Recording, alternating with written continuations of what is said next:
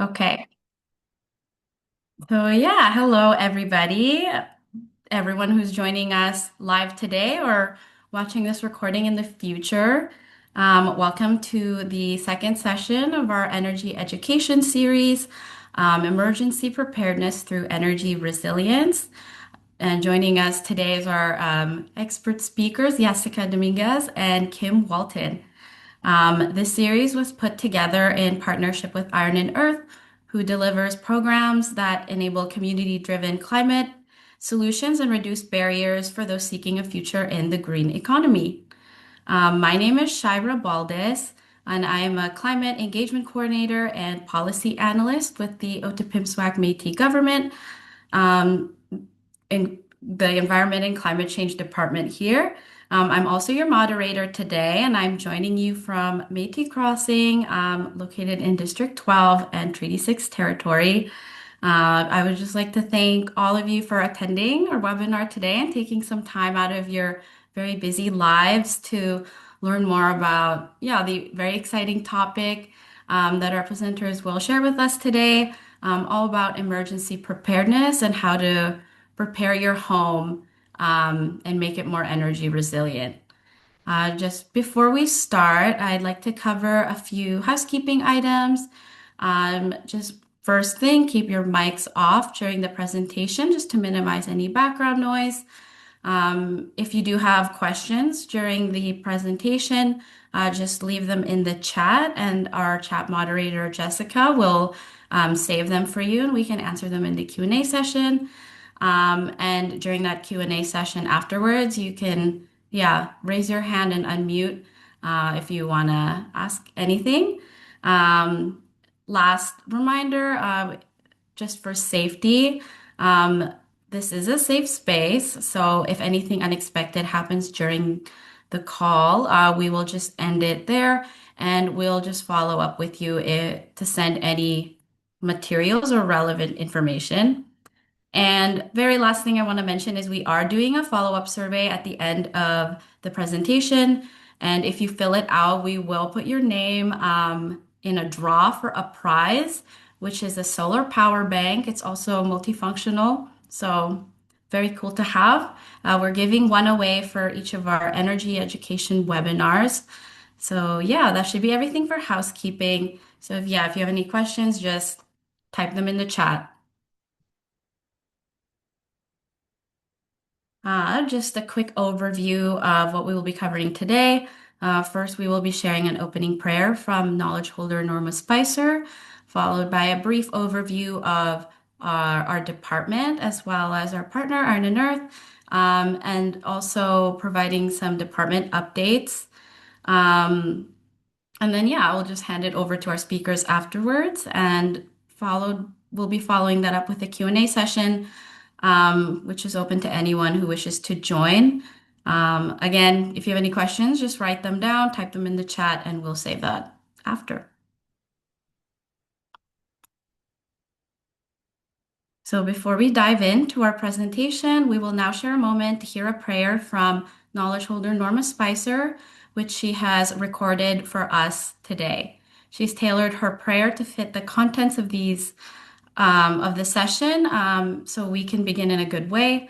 So please take a moment to listen to these words and reflect on what they mean to you.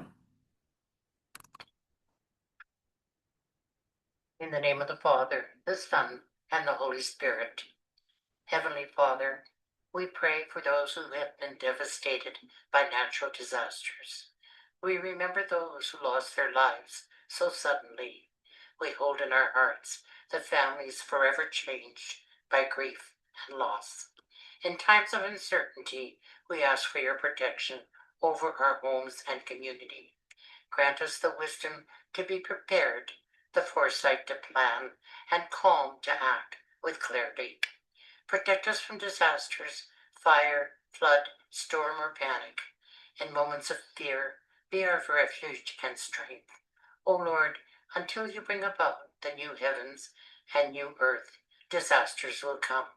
Give us wisdom to be ready, that we will be watchful but not fearful. We ask this in the name of Jesus. Amen. In the name of the Father, the Son, and the Holy Spirit. Sending a huge thank you to knowledge holder Norma Spicer for grounding our virtual space with her beautiful prayer. Norma has shared prayers with us in the past in our speaker spotlight sessions, as well as yeah, several of our in-person and online engagements. So we deeply appreciate her sentiment and devotion and sharing her words with us today. So next, I'll just be going over our department. So yeah, you might be familiar with our Environment and Climate Change department here at the OMG. We offer a range of programs for citizens, some of which you might be familiar with. We just have, yeah, a beautiful tree that shows how all of our initiatives are rooted in the feedback and concerns that citizens have shared with us.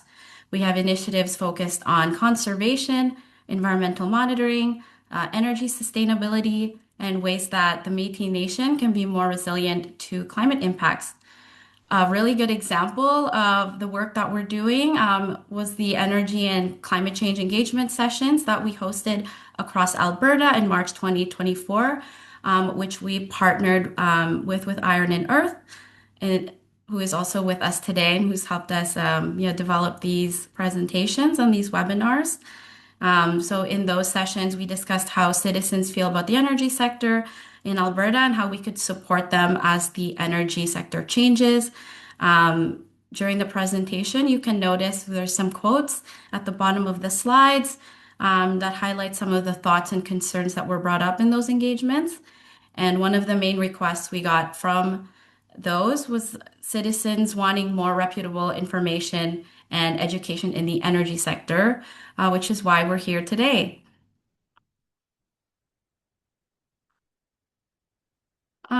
Just going to cover some quick updates from our department. First, we have one more energy education webinar. If you weren't aware, this is part of a series, three series that we're doing. We just posted our first one this Tuesday, and we will be having another one on March 9th from 5:30 to 7 p.m. about retrofits. If you are interested in learning more, we'd love to see you there.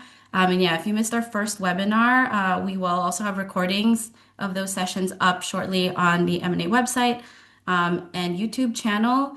And we could also share those with you in a follow-up email. Next thing, we have our upcoming green economy fairs.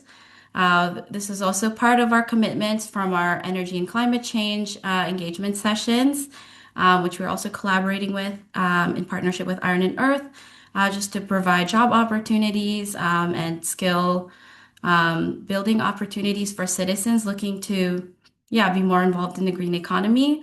We're going to be hosting those in May and June of 2026, so keep an eye out for announcements.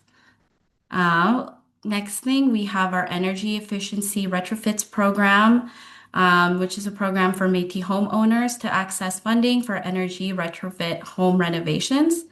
We will be having future intakes. So we are hosting this program with Métis Housing. So we recommend you sign up for the Métis Housing newsletter to stay up to date and learn more.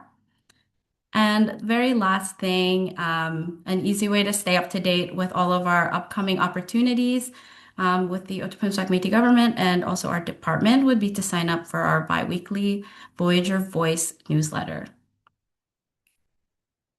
Okay, now that that's out of the way, I am pleased to introduce the speakers who will be presenting with us today. So I'll just share some introductions from them. First, I'll introduce Kim Walton. Kim Walton of Bow Crow Design has spent the last 40 years designing energy efficient homes and small buildings from the Alberta foothills of Treaty 7 and Métis District 3. Using her skills in energy modeling and employing excellence in building science, Kim designs and manages passive house and net zero projects across Canada. Kim is certified as a passive house designer and builder, and her Métis family settled in the Wavy Creek and Petersville north of Selkirk, Manitoba. Now I will introduce Yessica Dominguez. who's an emerging emergency management professional with academic and practical experience in disaster preparedness, mitigation, and community resilience. She holds a Bachelor of Emergency and Security Management Studies from the Justice Institute of British Columbia and has worked across both the nonprofit and government sectors. Yessica also currently works as an emergency management coordinator with the Otipemisiwak Métis government, also in the Environment and Climate Change Department, where she focuses on building capacity and strengthening community resilience for emergencies. In this role, she's able to apply her skills and academic training in a practical, community-centered context with attention to preparedness. And yeah, with all of that being said, and without further ado, I will now pass it off to Jessica to begin the first half of this presentation. Thank you for that lovely introduction, Shira. Yeah, nice to meet you, everyone. As Shira mentioned, my name is Yessica Dominguez. My pronouns are she, her. And today I'll be talking to you about how to stay safe during a power outage. So, firstly, let's briefly talk about how power outages can occur. In Alberta, power outages can happen for a few main reasons, including severe weather events such as hailstorms, windstorms, extreme cold or extreme heat, wildfires, floodings, as well as equipment failure. As Alberta experiences more frequent and intense climate-related events, the likelihood of power outages also increases. Because outages can happen with little warning, being prepared ahead of time is important. And with that in mind, let's move into how you can prepare your home and family for a power outage. So some actions to take before a power outage happens. There are two key actions to prepare yourself and your family. First, build an emergency kit that can sustain you for at least 3 days. During most power outages, you will need to shelter in place, so your kit needs to include practical items such as drinking water, non-perishable food, a flashlight, extra batteries, cash, and a portable radio. Your kit should also reflect your household's unique needs. For example, this may include baby supplies, pet food, prescription medication, mobility, or medical equipment. Also, every family is different, so think about what your household would need to be comfortable and safe for at least 72 hours. The second thing is to create a household emergency plan. It's important to talk with your family about what to do during an emergency. How will you communicate, where are your supplies kept, and who's responsible for what? Our emergency management team has created an emergency kit checklist to help you get started, as well as a fillable household emergency plan. And you can access both resources by scanning the QR code on the screen, and we will also share the links in the chat.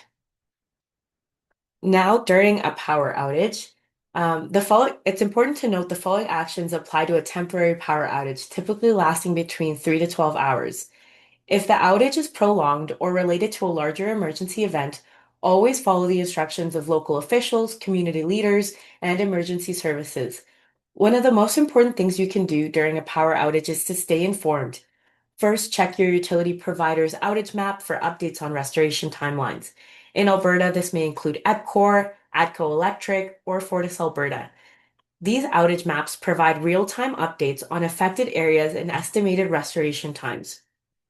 Next, determine whether the power outage is only affecting your home. If your neighbors still have power, check your circuit breaker panel or fuse box. Sometimes the issue may simply be a tripped breaker rather than a community-wide outage. It's also important to conserve your phone battery, especially if restoration times are uncertain. Lower your screen brightness, close unnecessary apps, and limit non-essential use. If cellular service becomes unreliable, a battery-powered or hand-cranked radio can help you stay updated on local advisories and restoration efforts. And lastly, keep important contact numbers, including your electricity provider, and make sure it's easily accessible in case you need to report a power outage. Now, how to stay safe during a power outage. Safety should always be your top priority. First and most importantly, make sure carbon monoxide safety. Never use portable generators, barbecues, propane heaters indoors or in garages, even if the garage door is open. These devices produce carbon monoxide, which is odorless, colorless, and invisible. Carbon monoxide can build up quickly and cause serious illness or even death. Generators should never be used, generators should always be used outdoors and far away from doors, windows, and vents. Next, food safety. Keep refrigerator and freezer doors closed as much as possible. An unopened fridge will keep your food cold for about 4 hours, and a full freezer will keep food frozen for approximately 24 to 36 hours if the door remains closed. The more you open the door, the faster the temperature rises. Next, fire safety. Use flashlights instead of candles. Candles can significantly increase the risk of accidental house fires, especially in low visible conditions. And eliminate unnecessary travel, particularly by car. Traffic lights may not be functioning, intersections can become hazardous, and roads may be congested. As well, prevent power surge damage. Before the power is restored, turn off and unplug appliances and electronic equipment. As well, turn heating thermostats down to a minimum. This helps prevent damage from a power surge when the electricity returns. These general safety steps are important for all household. Now let's discuss additional considerations for vulnerable household members. Power outages do not affect everyone the same. Some household members may rely on electricity for medical, mobility, or accessibility needs. This includes individuals who use essential medical equipment, mobility devices, refrigerated medications, or elevator access in multi-unit buildings. If this applies to your household, monitor battery life closely and have a plan in place. Know who to contact if power is not restored as expected, whether that's your utility provider, a healthcare provider, or a designated emergency contact. If it is safe to do so, this is also a good time to check in on your neighbors, elders, or family members who may need additional support. And lastly, don't forget your pets. Bring animals indoors if needed, and make sure they have access to fresh food and water. And planning ahead for these additional needs can make a significant difference in keeping everyone safe during an outage. Next, on to after a power outage is restored, it's important to take a few safety steps before returning to normal routines. Stay cleared of downed power lines, never touch down power lines, and keep children and pets well away from them. If you see a damaged or fallen power line, report them immediately to your local utility provider and always assume that downlined is live and dangerous. As well, inspect the outside of your home for visible damage or hazards. Look for debris, broken lines, or anything unsafe. And to restore power safely inside your home, unplug appliances and electronics before turning the main power switch back on. You can then turn on the main power, wait for about 15 minutes to allow electricity to stabilize, reconnect essential appliances first, and then turn on your refrigerator and freezer. This helps prevent damage from power surges. And in regards to food and medication, check all refrigerated and frozen food for signs of spoilage. When in doubt, throw it out. If power outage has been out for more than 24 hours, refrigerated medications should be discarded unless the label specifically states otherwise. Power outages can be disruptive, but with preparation and a clear plan, they don't have to become emergencies. Taking small steps today can make a significant difference in keeping you, your family, and community safe. And in the last slide I have here, we have a couple of links to our emergency preparedness information. We have a staying safe during power outage, frequently asked questions, an infographic, a link to our emergency kit checklist, as well as our household plan. And this will all be provided in the chat there. Thank you very much, everybody, and I'll pass it over to Kim.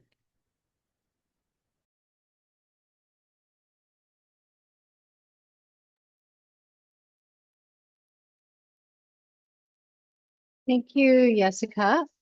Just want to be sure everybody can hear me. Yes. All good? Okay, great. So I'm going to talk a little bit kind of high level about things that you can do with for your home in terms of keeping you safe from extreme weather. For the most part, we're in a changing climate. We have more extreme weather, which I'm sure most of us have experienced. Things like the heat dome or heat waves. There are more wildfires, wildland fires, that affect whole communities.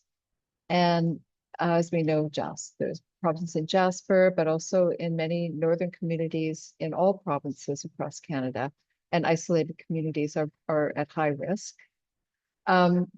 there are fires also in urban centers that have nothing to do with wildfires, which is something else that we'll talk about a little bit because, and it's not that it's funny, it's just that we shouldn't always just be thinking about fire in terms of wildfire. Um, there are risks in urban areas as well. And I guess one of the things that we do need to acknowledge is that when we have a chance to do things from scratch, or when we have a chance to do some renovations, or even if we don't have a chance to do any of these really big projects, there are things that we can do on a small scale. And that's, we'll talk about those that don't cost a lot, that you can do on your own, that will help to make your building more resilient. One thing I like to say about taking care of your home, and if you have the opportunity to build from scratch for either your home and or your workplace, that as the climate changes, we need to be able to find a place that is safe and is a refuge for that we know that we ourselves can be safe, our family members can be safe, and our extended family members may be safe as well. So in an ideal world, we have created a space that is a refuge from climate and other disasters. Okay, next slide. As you heard in my bio, I build buildings that are very energy efficient, and the most efficient buildings that we can build are modeled after a system called Passive House. Passive House is a German standard. We're started in Germany, but it actually didn't start in Germany. It started in Canada and Saskatchewan with some research that was being done in the late 70s, back when we were running out of oil. But apparently that isn't the case anymore. But there was a lot of concern about what we needed to do in Canada to keep buildings warm in winter if we didn't have fossil fuels. This at that time didn't really have to do with electrification as much as it had to do with creating a better and more better building envelope that is safer to live in and more healthful to live in. So there are five principles that we use when we're talking about Passive House and when we're talking about building a building better. So that is the first thing that you might think of is insulation. And insulation, it's not that insulation is not useful. It's an important aspect to making a home resilient in both cold and hot weather. But there are other aspects as well. So the windows, the choice of windows is such an important product, something that you don't want to spend less money on, to really understand why you're putting the windows in certain places, what effects that might have in terms of overheating or helping to heat a home, whether that window is at risk if there's a wildfire, what kind of windows you might put in that case. And the number of windows in a house, because if there's a lot of windows in a house, nice for views, but it's not necessarily making the house very resilient unless the windows are the appropriate windows for that kind of scenario. When you're stuck in a home and there's a lot of smoke outside, or there's a lot of other reasons that you wouldn't be able to open windows and doors, having an adequate and well-filtered ventilation system is really important. One of the things that we do with these homes that are more resilient, better insulated, is that we really are concerned ourselves with air tightness. Then we have complete control over the environment, the interior environment, through the ventilation system and whatever heating system, cooling system we might have. So the air tightness is very important part of making a home more resilient. And what we do know is that homes, especially that are affected by water, some sort of water issue or fire issue, that it makes it much more difficult for water and fire to get into a home that is airtight. And then in terms of the way that the buildings are built, we're really concerned ourselves with what is inside and how that is being kept inside, and what is outside and how that's being kept outside. And we don't have something that's called thermal bridging that is sticking from the inside to the outside. that brings the environment from the outside to the inside. But I think that we really want to think of our homes and buildings as a secure place, a place of refuge, a place that's a sanctuary, um, a place that we love to be in, far less a place that we're thinking we're going to sell somewhere down the road, or we're worried about who's going to like it or what it looks like.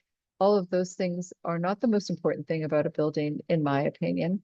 The most important thing about a building is how it shelters the inhabitants and how it keeps them safe, healthy, and warm or cool, depending on what it is outside. The security of the building, secure from both weather and other effects. Next slide, please. I'm going to talk a little bit about rain events. And what I'm going to do over the next few slides is talk about what you might do with an existing home, what you might do if you're renovating a home, and what you might do if you're building a new building. These are really short lists. I'll expand on a few of them as we go along. So for an existing home, one of the first things you want to do is be sure that, especially during the rainy season, and in Alberta, that is June, make sure your sump pump's working, and maybe even have a secondary pump. This is a really big deal. One thing that you need to know is that if your sump pump's not working and you have a flood due to the fact that you haven't looked after your sump pump, or you have overland flooding, your insurance company is not going to help you out. Insurance company helps you out with sewer flooding, failures in septic systems, and big sewer systems. So you do want to be sure that your sump pump's working. To regrade around your home, many existing homes, especially when they start to be in the 20-year and older range, tend to have the landscaping for the yard sloping towards the house. You've got plants right up against your house, and you water those plants right up against your house, and the water that from your yard is sloped and it's coming towards your house. You're encouraging all this water to be sitting around the foundation, regardless of the type of foundation you have. It's a lot of stress on the structure, and will lead to flooding someday or some sort of rain or water damage. So one of the things that you can do with an existing home is to regrade around your home, and also to move those plants away from the house by a few feet, so that there's a place that water can go that is away from the home and not be sitting right beside the foundation. Planning stormwater management sounds like something that's pretty grand. All that means is that you make sure your downspouts are not pointing towards the house, that they're pointing somewhere else, and that they're pointing to ideally something that can absorb water. So rain garden also sounds pretty fancy. All that means is that there's a downspout that's pointed towards a garden or something that is growing, and that it will benefit from the water that's coming from the roof. Other things that you can do is to have rain barrels or cisterns if you want to get pretty serious about capturing rain. And the other thing about cisterns is that when we can fill up cisterns, and if you've got the capacity, roof capacity, to fill up several of them, many, many gallons, that's also a pretty handy fire prevention or firefighting option on your property. Even though your insurance company may help you with a sewer backup, one thing you can do is to ensure that you have a sewer backup valve, and that is a more expensive retrofit option, but it is a good one, because even if you have some assistance from an insurance company for a sewer backup, it's not going to be as much as you need to fix the place. And a sewer backup is a pretty nasty renovation work thing that you have to do.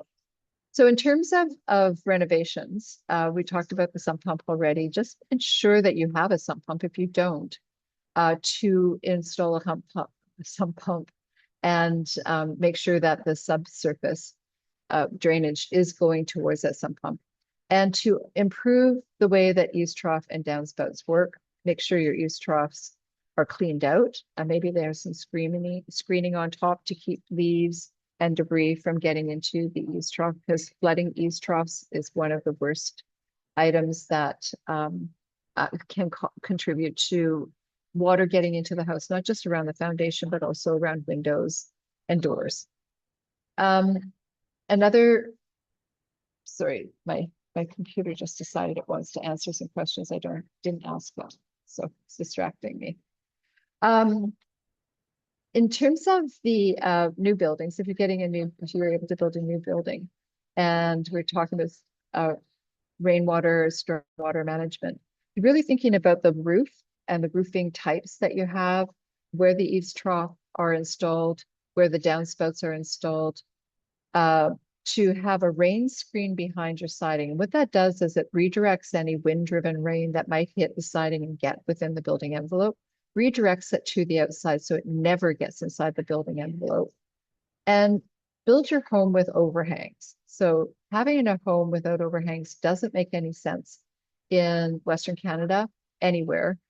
It doesn't make a lot of sense in most climates unless you are in the desert, maybe in New Mexico or Arizona, something like that, California even. But overhangs really are an important way to protect your home from rain and from hail events.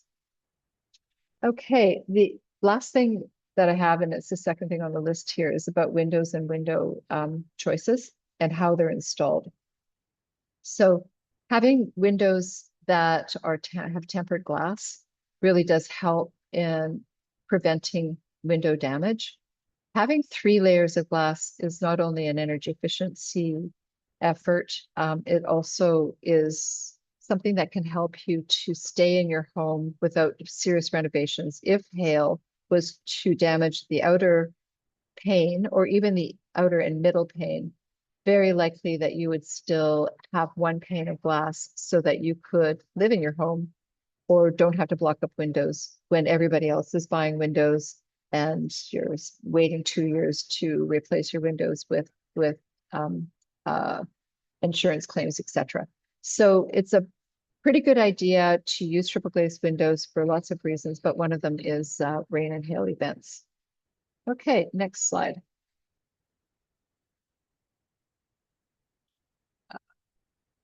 I'm just going to tell Siri to go to sleep. Thank you. Okay. For extreme heat.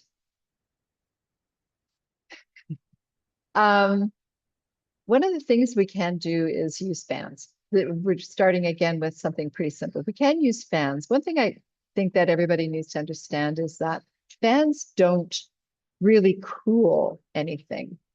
It feels like you're cooling things. It does move air around. It redistributes air around a home, but a fan on its own is not a cooling device. It is not an air conditioner.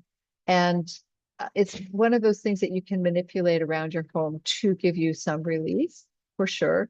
But thinking of your fan as your cooling system, I don't like to think about it that way. I'd like to advise my clients, if you can, if it's getting complicated installing a fan within your home, there might be some other ways that you could spend a reasonable amount of money or a similar amount of money or no money at all.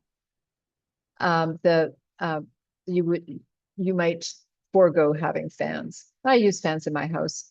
We sometimes put them in places that are strategic, and sometimes we're trying to get cooler air throughout a house as well, but they're just not super efficient at cooling. Passive cooling is something that we really should consider, and you should get to know your windows. And that's the first image that we have where somebody's hugging their window, knowing their window quite intimately.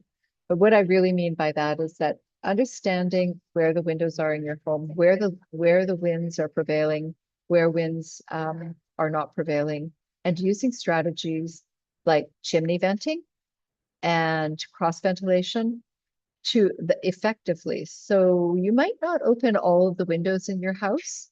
You might open some windows in your house. You actually may not open your windows all the way in order to cool your home. You might just open them a little bit so that you can capture some wind and move it around the whole house to either across the house with cross ventilation or to an upper level and throw the warm air right out a window that's higher up. It can be really effective strategies if there's a wind at all. And sometimes there is no wind. And in at those times, what you would do is keep all of your windows closed until the interior temperature of your house is the same as outdoors. That's when you can open a window and use the outdoor air for cooling. Even if there is no wind and you use some cross ventilation strategy or chimney venting, you can find cooler air on the cooler side of the house where it might be in shade, say the north side of the house, for instance, and open a window there and let the air out in chimney vent or cross ventilation. You'll find that you'll get an automatic breeze, even if there is no wind. You can create that kind of a wind within the house. So those are cheap, really easy ways of cooling your home. If you're doing some renovations, you must think about the windows and the solar heat gain coefficient of the windows. That means how much light and how much sunshine is allowed to come into the home, and what that means in terms of heating it and overheating it, and what orientation the windows are at. Sometimes you want to not let a lot of sunshine into your home because it overheats, but be aware of those kinds of things when you're building when you're doing renovations. Best way to understand more about windows is to hire an energy advisor to help you to understand better what choices you might make in terms of windows. One of the other things that you can do besides windows is to add a heat pump. Every home doesn't, a heat pump, if everybody doesn't understand, is when we're talking about that, is something that does both cooling and heating. We usually call it something called a mini split because it splits both heating and cooling. And when we're talking about the heat pumps, we want to make sure that number one, you're getting one for a cold climate so that you can use it for heating as well. And number two, the heat pump will be a really effective cooling unit in our climate. It may not be effective at heating in our climate if the house itself is not airtight. So matching the heat pump to what your needs are, what your expectations are from it is a pretty good idea. Also, an energy advisor can help you with that. Making your home more airtight for heat and for cooling is really important because your house is affected by the temperature outside, and that hot air is getting in all the little cracks around doors and windows, around baseboards at the ceiling of your home, around ventilation or heat ducting, heat furnace ducting, anything that's going through from the inside to the outside. Those all need to be sealed. That's easy enough to do with some caulking and tapes. With new buildings, we take the opportunity to add insulation to homes always. The insulation levels that we add are really dependent on budget and or the goals of the home. Sometimes they want to be certified as net zero. Sometimes they want to be certified as passive house. Sometimes we just want to do as much energy savings as we can with our budget. The more insulation that's added starts to have a benefit. It starts to have not a benefit at a certain level of insulation just because the cost benefit. Because at some point, there is really not a huge benefit for getting a little more insulation, and you might just really concentrate on different strategies like air tightness, better windows, and ventilation systems, better ventilation systems. When we're talking about ventilation systems and extreme heat as well, the ventilation systems do not cool. That's a problem. There are some really smart people around that are making that, trying to change that strategy so that the ventilation systems can do that. We're talking about HRVs or ERVs in that case. And what they're doing, what those units do is they take more air from the inside of a house and throw it outside, and they bring fresh air from the outside to the inside. That works really well in a heating season, and they don't necessarily work that well in cooling season for cooling, but they do keep the air moving around, just like the fans I talked about in the first part. So when the air is moving around a home, that is will help to destratify the air and keep the house at more even keel or more even temperatures. We like to say that we're putting in beyond code insulation. So that's enough insulation that or more insulation than the building code asks for. I could go on about codes, but there's something that will happen over the next several years, and what that thing is called tiered codes, and more insulation will be required for homes going into the future, balanced with these other items, ventilation systems and heat pumps. Again, you really want to pay attention to air tightness. That's got to be a high priority when you're building a new home. And the type of windows that you're installing, that means that they're triple glazed almost always, that they have two layers of low E film, that they have a certain gas called argon between the glass, and that you're really paying attention to their orientation. It's not just about the views, it's about how well the windows are performing. One of the big deals in terms of ventilation systems and heating and cooling systems is that when you're bringing the air in from the outside, to use a really good filter. So I put a picture of this in on the slide so that you can see that they're not just 1-inch filters, they're 5-inch, 6-inch filters, and they're MERV 13 filters. The reason that you want those kinds of filters added to your heating ventilation systems is so that when there's smoke events, you can still ventilate and not have smoke come into your home, and other pollutions, other pollutants are kept out of your home. You can be sure that the air that's coming into your home is healthy and clean. Okay, the next slide, please. So there's a lot of sameness about extreme cold as it is same as extreme heat in terms of fixing and preparing your home. So I'm going to talk about a few other things that we didn't talk about when we're talking about extreme heat. So there is the air tightness, but there's also alternate electric sources. And this image at the top is showing us something called PVs or photovoltaics. And those panels you've probably seen them before. They're sitting on roofs and they provide electricity for a home, but they provide electricity in a direct current. So they're DC, the electricity that comes in, and that needs to be converted to AC for most of the things that you have within your home. And that's done with something called inverters. But sometimes that is done by feeding it into a battery system that is installed in the home. That can be complicated or more complicated and less complicated depending on the type of battery that you use. Lithium batteries are similar to batteries that you know all about because you have lithium batteries in your computer and your phone. But lithium batteries are can be used in a larger scale within a garage or somewhere within your home in a mechanical room to store electricity from the photovoltaics on your roof. And some people use generators to for their backup systems, and some generators that are available can be used as backup systems and tied to the PV system so that you can keep all of the energy within your little sphere and not depend on utility services. But for the most part, when we're talking about PVs, they are grid tied, and that means that they're tied to the grid. They don't work when the grid is down. So some people do choose some parts of their home that they would like to run when the grid is down.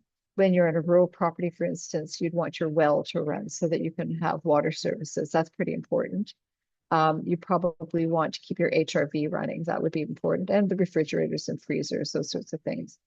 So you can kind of do that kind of dual service where you are somewhat independent if there's a power outage for a long time. For renovations, again, windows, making sure that if you're replacing windows to really pay attention to what you're replacing your windows with and to do the very best that you can in terms of windows that are very efficient and will keep the cold out. air tightness again, and adding insulation if you can. So in a renovation, for buildings that are built to code over the last anytime, anytime before now, the insulation levels are pretty poor. So over insulation on the outside of buildings can be helpful in terms of keeping out cold. And the installation of an HRV, which is a heat recovery ventilator, or an ERV, which is an enthalpy recovery ventilator. And all that means is that with heat recovery ventilators, using the air, the warm air within the house to exchange with fresh air that's coming from outside and preheating it. And the ERV uses the moist air, the moisture from the air, to do the same thing, to help heat up fresh air that's coming from outside. If you're doing a new building, again, it's the attention to the building envelope and the air tightness and beyond code insulation, of course, the windows. But one of the things and the ERV and also the MERV filters, but one of the things to consider when you're doing a new building is to, if it's at all possible, or if it's something that works with your family, is to think about building a multi-generational home. So there's a lot of focus on buildings that are not multi-generational necessarily, but they are called multifamily. You can think about buildings as multifamily, but for your own family. And that may mean that people are living and sharing a kitchen, but you might actually think about, if you're building something from scratch, how you could have suites attached to garages and or a unit of a house that has 4 units that for various family members, some that are bigger with more children, some for elderly parents, some for young people who are going to school and want to and need to live independently. So that might be one thing to consider in terms of new buildings. Use this image at the bottom as a multi-generational home because it is a Métis house that was built sometime. And this is something that was well understood. When you're sharing walls with somebody else, another family, you know that you're saving energy. You know that you're keeping yourself warm. You know that you can also share utilities and services. And all of that makes it for not only a building that's resilient and a refuge, but also more economical in the end to build. Okay, next slide. We talk about wildfire and resilience to wildfire. And so there's essentially three ways that fire might get into your home. And one of them is, this would be for an urban situation, is just a direct flame. So something's burning right next to your house. One thing to take note of if you're living in an urban setting is what the siding is of your house and what the siding is of your neighbor's house. If the siding of your neighbor's house is vinyl and that house has asphalt shingles and it goes up in flames and your house has the same kind of materials on the outside, you are at very high risk of losing your home if your neighbor's house is burning and vice versa. And you see this a lot in cities. Vinyl siding is used because it's inexpensive, and and so is asphalt shingles are the least expensive kind of roofing material as well. So it is something to think about. Just taking a survey of what's going on between your homes and whether there's something that you could do to prevent or keep your home safe from your neighbor. Not a lot of things that you can do, but sometimes that's just the material that's in the fence that's between the 2 units. Sometimes you might use some non-combustible materials. Everybody can't build a brick fence or brick wall between buildings, but if you have a high fence, you might use, there are woods that burn less quickly than other woods. So that might be something to think about, the height of the fence between, or metal, and using metal in terms for a fence as well can help to prevent embers and flames from coming to your home. If you have a chance to side your house, you might decide to use non-combustible materials to keep your building safe from your neighbors. Non-combustible materials for siding are things like metal or concrete. And there are some hardwoods, again, that are less combustible than vinyl siding for sure. From extreme heat, and that would be from a forest fire or grass fire or something that's whipping through an area, which will just catch everything on fire. And that's the most devastating kind of fire. This is the hardest one to manage. It's the one that chases everybody from their home and from their communities. And there isn't a lot of things that you can do to save your building, except when you're thinking about from extreme heat. And this is an image that is on the left-hand side at the bottom.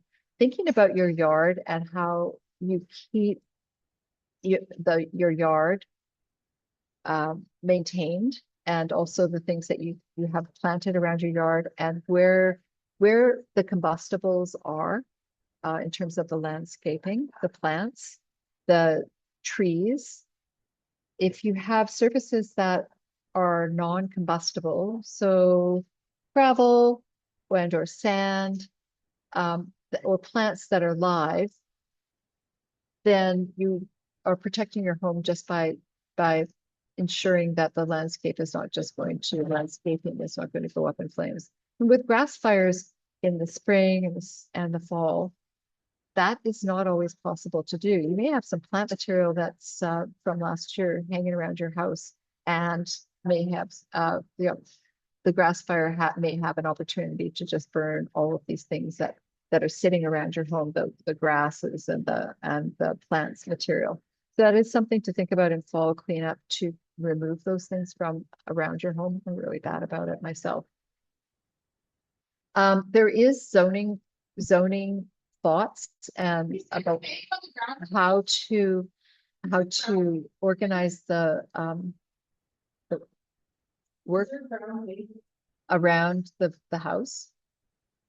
So there is going to be some references in the chat to wildfire handbooks that talk about the best way to manage your property in urban settings and in rural settings as well. So there's wildfire handouts or booklets for both Alberta and for Canada. Something to think about then. I'm going to kind of skip back and forth from the images on the bottom to the top. The embers and sparks are a pretty big concern. They are the things that can really cause an issue with a house, even when a fire is not close. The wind-blown embers are something that can start a home on fire, especially if it gets into the soffit and gets through the soffit into the roof or into the attic space, where it just sets the insulation on fire. If that happens, the house is gone. There's no way actually for firefighters to get up into the attic to prevent that fire from spreading. So something that you can do is to use some metal mesh. It has something called an intumescent finish on the mesh that is a spark arrestor. And what happens is that that intumescent finish melts and closes up the mesh so that there is less chance for the sparks to get up into the attic space. So what I'm saying is that even if your siding is really great, even if your roofing is really great, even though your windows are really great, you've got tempered windows all around the bottom part of your home, for instance, or in your home, to help to mitigate the problems with broken glass. And again, it's the same thing. If the tempered glass is at the bottom or exposed to flames, it might crack, but the other two layers of glass will not necessarily crack when a fire is around. If there's nothing for the fire to catch fire to, there's no combustibles, it will just disappear and move on, or not, because it has nothing to eat. But if the fire can climb up the wall, or there's wind-driven embers getting into the soffits, it can get into the roof, and that's where the issues begin.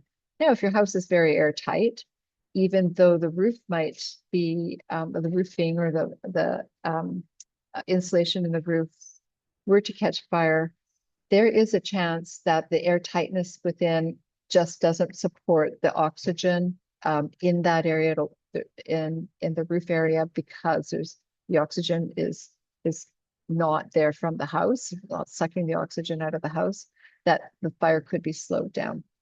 That certainly is what happens if you were to put, even if you were to use a more combustible siding on a home. If you have a barrier, so the picture in the middle is something called mineral wool as the insulation, which is non-combustible. So the siding can be added, or more combustible siding could be added to a home where the insulation at the outside, or there's some over insulation for the walls, that is mineral wool, is the fire protection. So the siding might burn away. And if you have the soffits that are protected, then you may lose some siding. You may lose, you might have some scorched soffits, but you would still have your home. And again, talking about these big fat filters that filter out air, especially for smoke, smoke events, and they don't really keep out flames, but they really help if you are stuck in a home that's surrounded by there's fire everywhere and there's smoke everywhere and you can't leave your home. These filters will ensure that you have healthy air, ventilation air within your home. That's a big one. Okay, next slide. When I was thinking about doing this talk, I came across some articles by chance about Ukrainian people and what they're doing in this cold winter to keep warm. They had power outages, they've been bombarded with bombs, and they seem to just keep trucking along. So there's a list of things here for people. These people are not living on acreages, or they're not even living in single family homes. They're often living in apartment buildings. So this is just an illustration of ingenuity and some of the things that you can do, knowing that you are not as comfortable as you would be if everything was intact, but that you can keep yourself safe. And one of those things is to have a wood burning appliance. Now, a wood burning appliance is counter to some of the efforts that we make with a really well insulated home. I do put wood burning stoves and appliances into my homes, but we have some problems with them because they are too big. But here's a nice little wood burning stove that just keeps these people warm in this tight little spot. When I say too big, when we're doing really well insulated homes, the amount of heat that's required to heat the homes is so small. If your stove is too big, you end up opening a lot of windows, which we don't want to do when there's problems outside, like cold, smoke. But the stoves can be quite small, and you can make yourself more comfortable sitting around a smaller fireplace. They also layer their clothes. It's kind of something that we know that we have to do in winter to keep ourselves warm. But they do use more clothes. They use electricity. When electricity is on, they use it sparingly. They use multiple batteries to charge things up so that they can have them for a longer period of time. They use reflective coil, which doesn't have an R value, but can help to keep heat in. That's a well-known fact that they use for keeping themselves warm in under duress. So a little bit more fun. Next slide. I asked AI to help me with this one. I'm going to be honest. So it looks like a really nice picture, but AI put it all together. Talked about Métis people and what they had done in the past. Just one of the things that Google can do is do a nice survey very quickly, as these are some of the things that are listed that that Métis people would do, have done, just because we're sharing cultures with Indigenous people and with European people. But some products that we might use or they might use that are not necessarily just from the land, but making good use of materials that were useful. Understanding, because there's a deep understanding of the climate, deep understanding of what is needed for survival. So out of the list of things that that came up were using wool. So wool is such a wonderful product because number one, it doesn't burn very well. And number two, it sheds water really well. It is actually pretty easy to dry um, if it's in the right orientation. With heavy something that's really wool and it's sitting in heavy wool, it's sitting in water, it will absorb a lot of water. But in the right conditions, if it's in a coat or if it's as a shelter, it will actually dry out pretty fast and it stays warm. Um, Métis belt used for so many different things, for carrying, for cinching, for all of the things that the tools that Métis paper travelers would use it for. Using moccasins or having moccasins, material shoe for shoes, things that dry out really fast, and wool socks, of course. Creating a microclimate, which is something that we were talking about that Ukrainian people were are doing. And I think that this is so important. If you find yourself in a condition where you are having to keep shelter in a place and it's cold, trying to heat the whole place is really not a smart idea. Trying to heat a smaller place is so much easier to do. It's pretty much common sense. And you can use the materials that you have on hand to keep yourself warmer. And even if it's just bodies, bodies give off an awful lot of heat, and you can create a micro environment that is easier to heat. And then use small movements, isometrics, toe curling to stay warm, but avoid heavy exertion. Sweat will quickly turn into a layer of ice. And also big fires aren't necessarily helpful. They start to melt everything around, but they're big fires. They only keep what's facing it warm. They're not keeping everything warm. So smaller fires and creating a microenvironment with shelter around, whether you build the fire within trees or within an area where there's some shelter and out of the wind, that will keep you warm as well.